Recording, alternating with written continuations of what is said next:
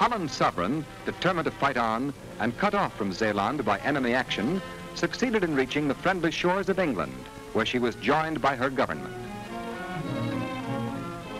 And the fight did go on. In the Indies, Holland had much to fight for and much to fight with. Over 70 million loyal subjects of the Netherlands Kingdom were still free to carry on the battle.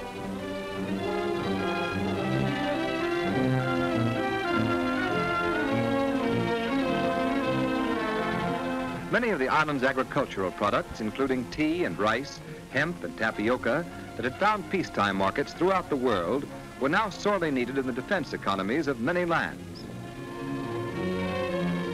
93% of the world's supply of quinine was still being produced in Java.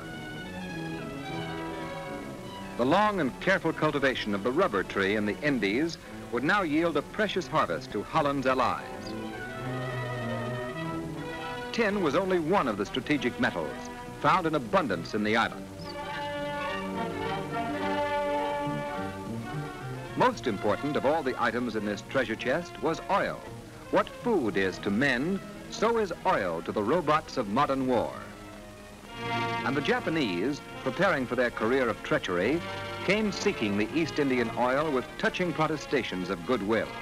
They offered treaties and toothbrushes and finally, even gold. Their visit was marked with extreme formality and achieved nothing. The Dutch weren't doing business with Hirohito.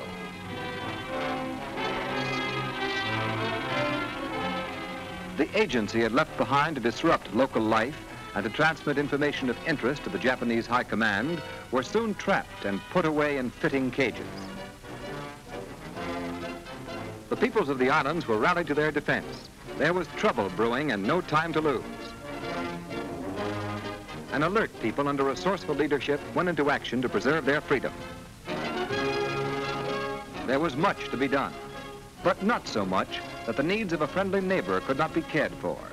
The Dutch hospital ship Orange was loaned to Australia to bring wounded Anzacs back home from the battlefields of Greece and Libya.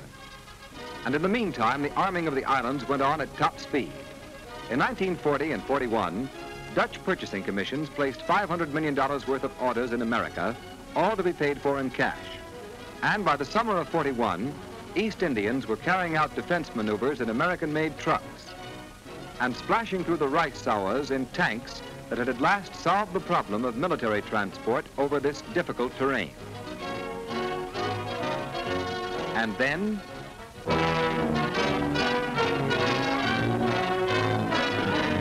while the fires were still burning at Hickam Field, the Netherlands Kingdom declared war on Japan. For a week, the Dutch forces had been at attention. A few hours after the first bombs fell on the decks of the West Virginia, Dutch flyers were ranging over the Pacific and destroying enemy submarines.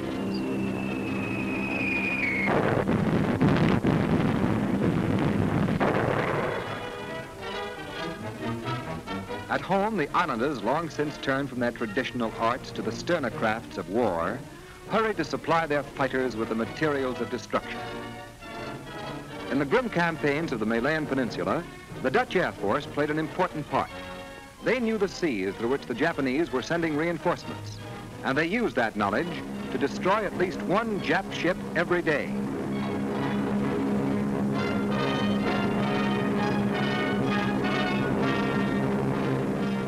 For 2 months, the sinkings continued at this tempo, and then the Dutch ran out of planes.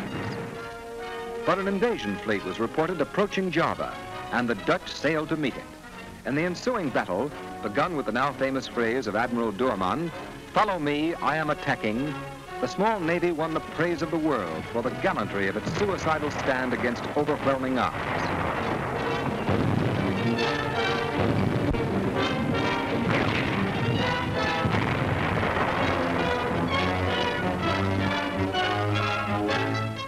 But the bravery of fighting men and the intrepid leadership of their commanders were not sufficient to stop an enemy that had been preparing for 20 years to carry out this particular act of geographical plunder and mass murder. The Jap hordes landed and fought their way through the islands hill by hill. The islanders contested every inch of the advance, but they were no match for the experienced veterans of China's rape. The Japs reached the East Indian oil fields, but it was a journey in vain. the Dutch had seen to that. In London, the Dutch government met in this moment of defeat to plan the fight on other fronts. This was in the Dutch tradition once again. In Canada, around a nucleus of those who had escaped from Holland and the East Indies, a training center was established for the rebuilding of the Dutch army.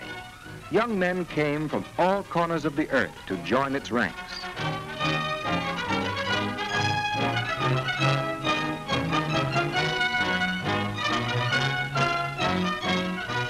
Twice in 2 years, this army had met defeat, but its daily resolve was to engage the enemy a third time. These men did not sit and talk of future victory, they worked for it. After their initial training period in Canada, they went on to more intensive maneuvers in England, where they practiced the invasion tactics which will get them back to their homes across the Channel. In the south of the United States, their brothers are finding wings. The Dutchmen who learned about air power the hardest way look forward to the day when they will teach their teachers the last lesson. And in the meantime, they are flying out of Australian bases to practice on Jap Zeros. In the Western Hemisphere, where the Dutch flag still flies over free Dutch soil, the soldiers of the Netherlands are at their posts.